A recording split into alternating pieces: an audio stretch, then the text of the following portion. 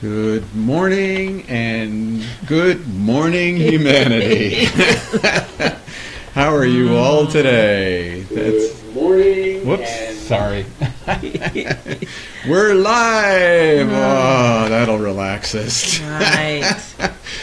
Oh, good old technology, but we're here. We're here. Better late than never. Yes, Mondays with Bev Paul, September 18th, 2017. My name is Paul. And my name is Bev. Yes, and we're going to have a great show today, and I'm glad we get to do it. Yeah, I know, I was wondering. We always want to talk about, share the points, how to practice the technique.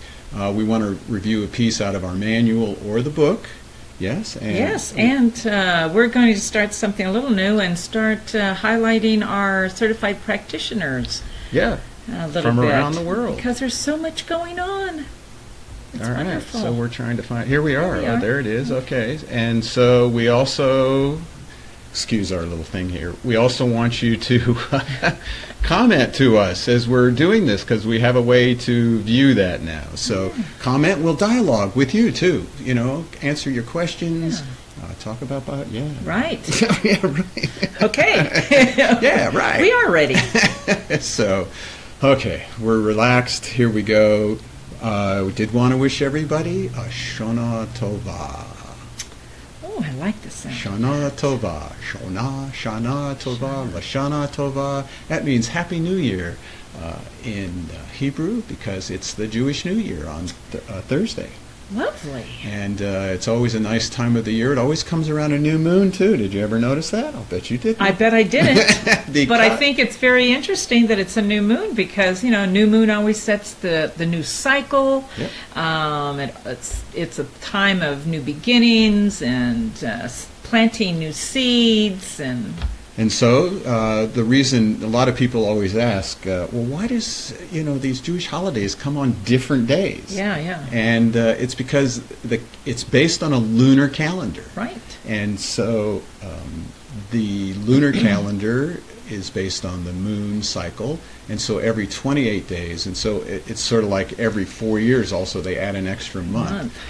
So if you celebrate the Jewish New Year with Shana Tova, write that on a comment down there and tell us Shana Tova.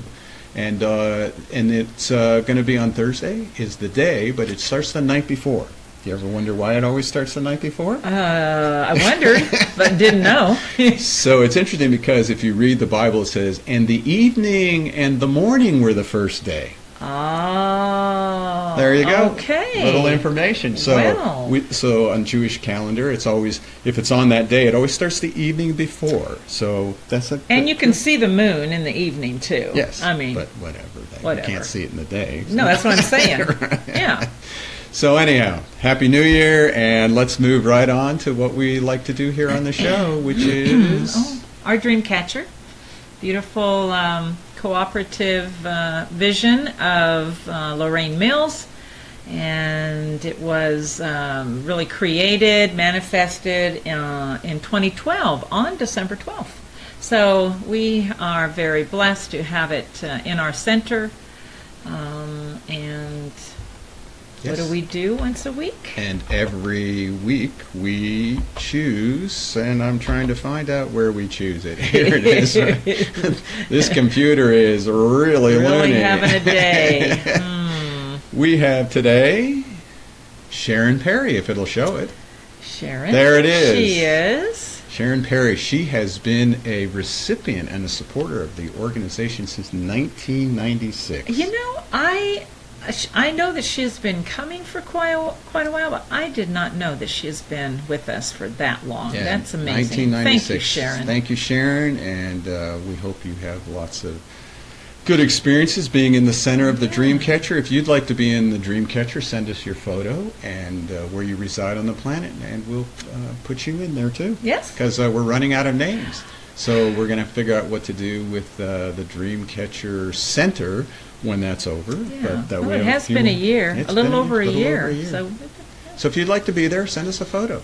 So, okay, so we did a couple things this past week. Yes. Oh, how exciting. Yes. One place is we went to the Ronstadt Insurance Company, did a presentation there. I went there and taught the staff how to do Biotouch there, Jeff Ronstadt, Ronstadt Insurance. And then you and I went with Sandy Knight to Del Webb at Dove Mountain. Oh, way on the other side of the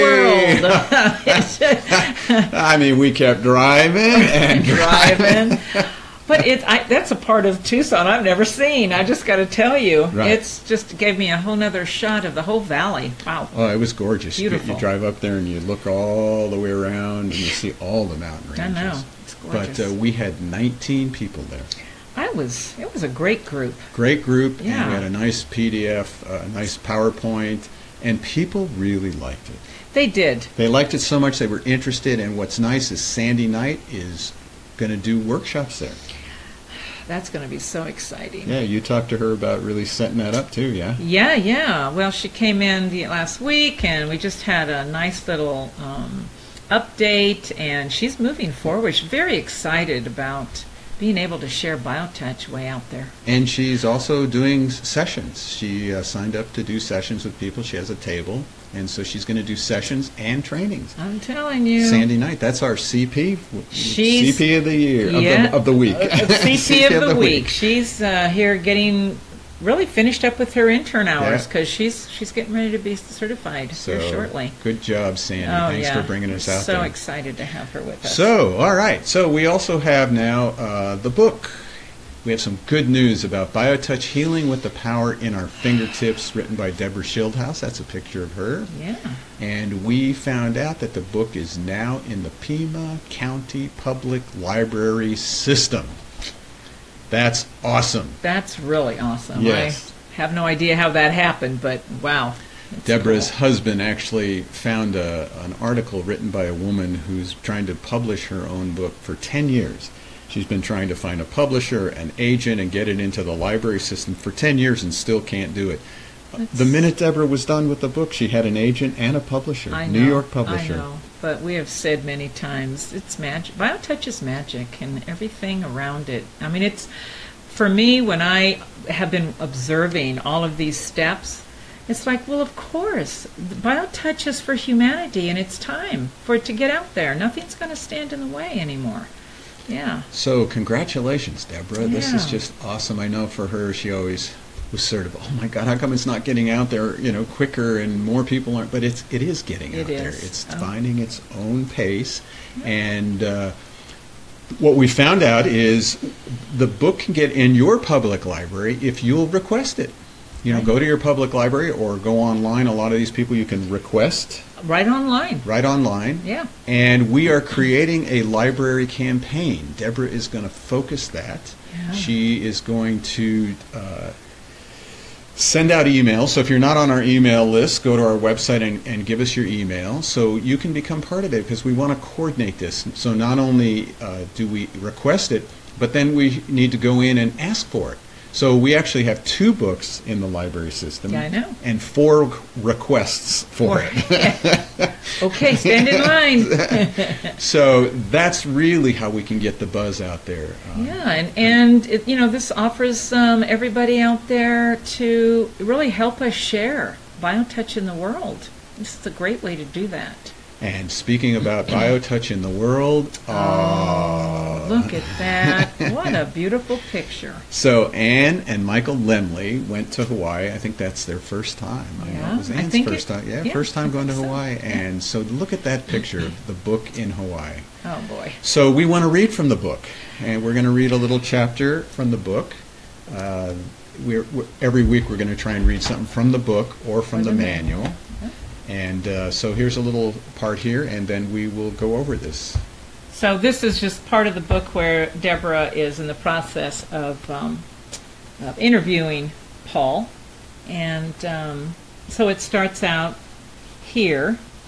Paul's just talking about things that are happening with he and Cheryl, his first wife. And he says, yeah, it was all good, Paul said, until back pain hit, radiating down my legs.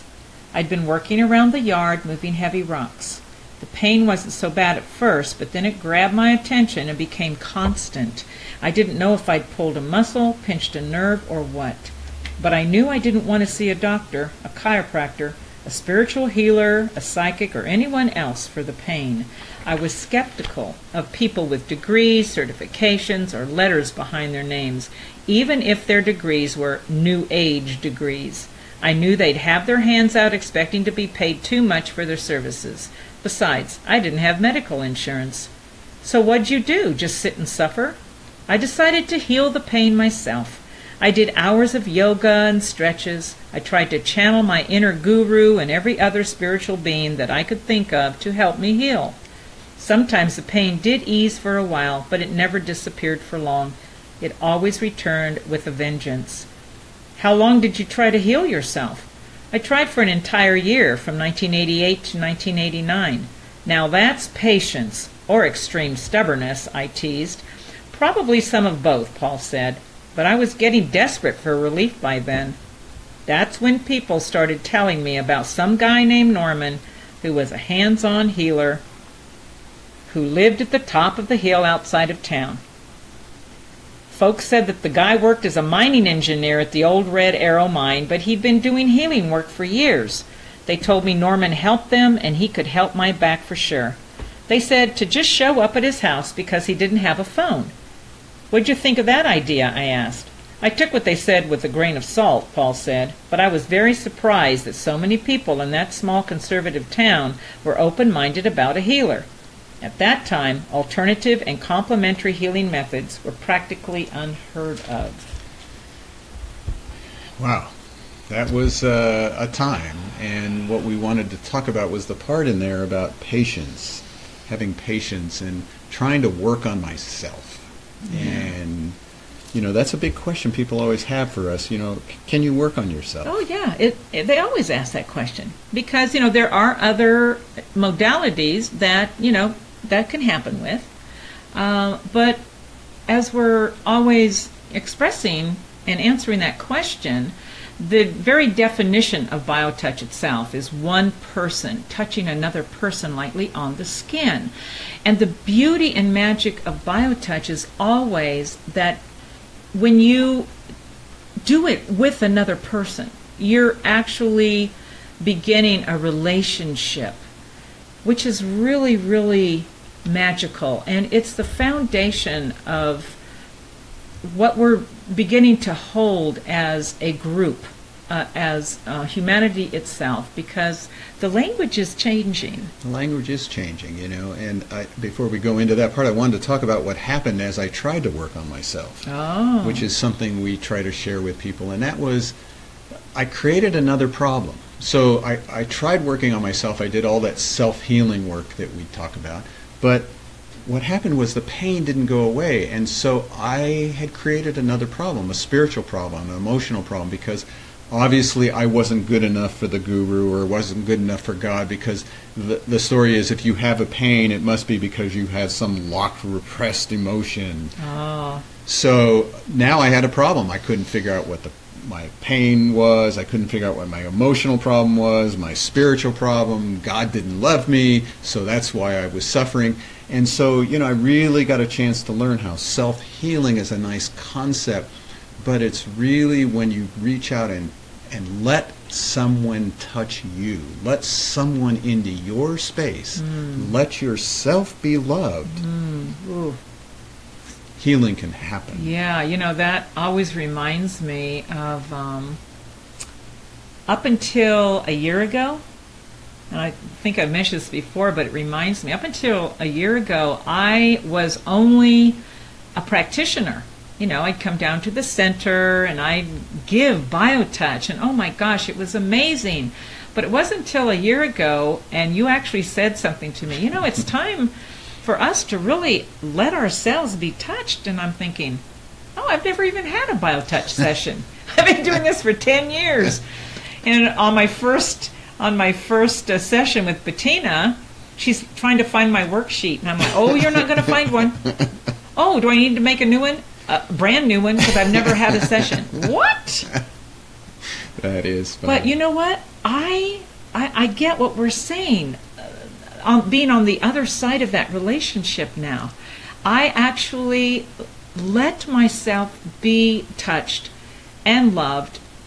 I'm not going to go into why that didn't happen before, but since I have opened myself up to all the possibilities that Biotouch gives me, I look forward to that intimate moment with someone else when she actually steps into a very sacred place and honors me, gives me that greeting, and begins this amazing healing. And the beautiful thing is everyone out there can do it.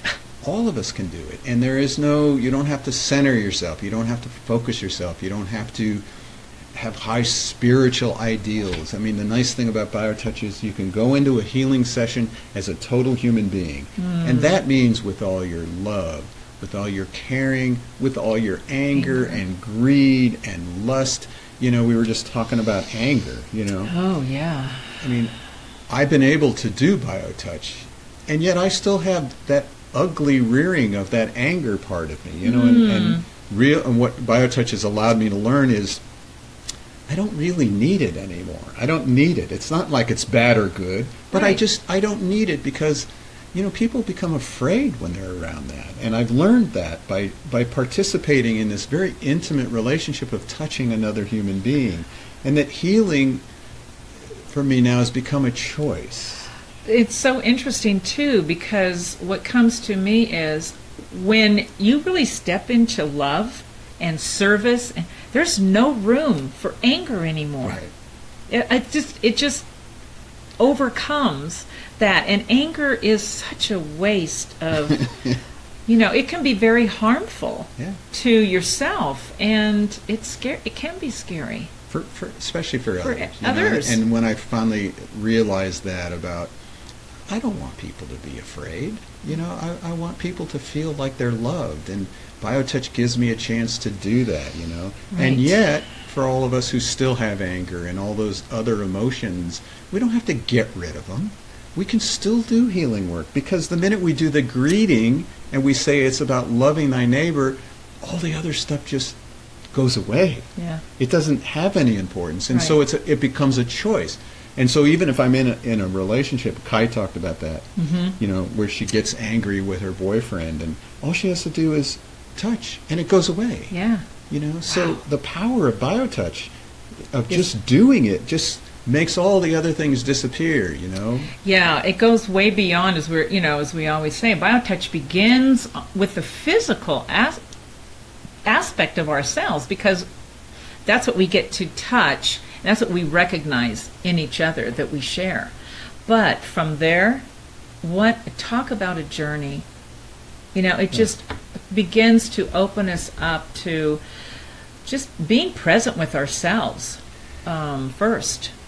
And the funny thing you talked about, it is starting to just be talked about a lot. I watched the Emmys last night, and it was incredible. I mean, even the Jiffy peanut butter commercial was talking about love. Subaru is love. And then everybody that came up to accept it, most of those people really talked about their love for their colleagues, their love for their parents, their love for their children.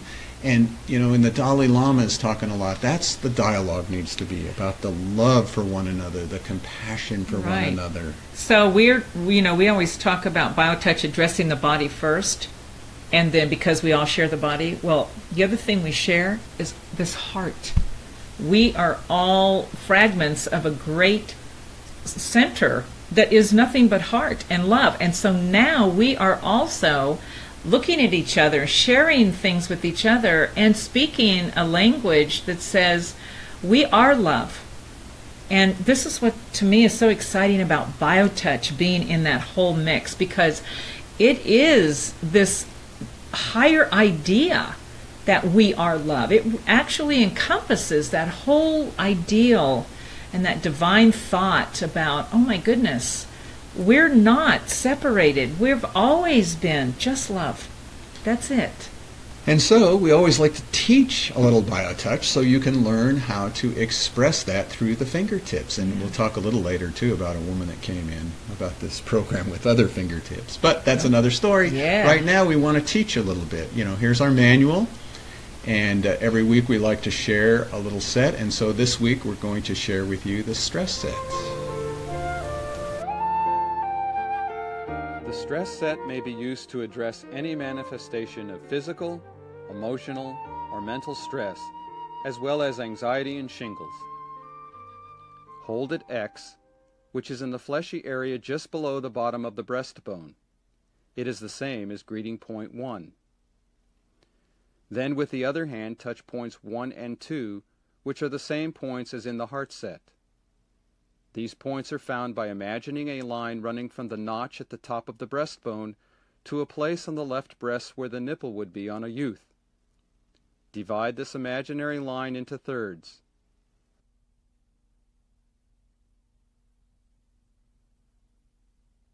Point 1 is at the top of the first third. Point 2 is at the top of the second third.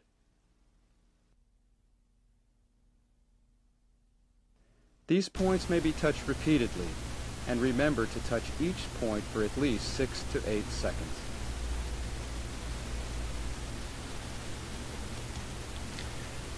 I just took a big breath just watching her. Oh, amazing. So that's how simple it is, you know. And again, everything's done just with those index and middle finger of each hand, lightly touch on the skin. Yep.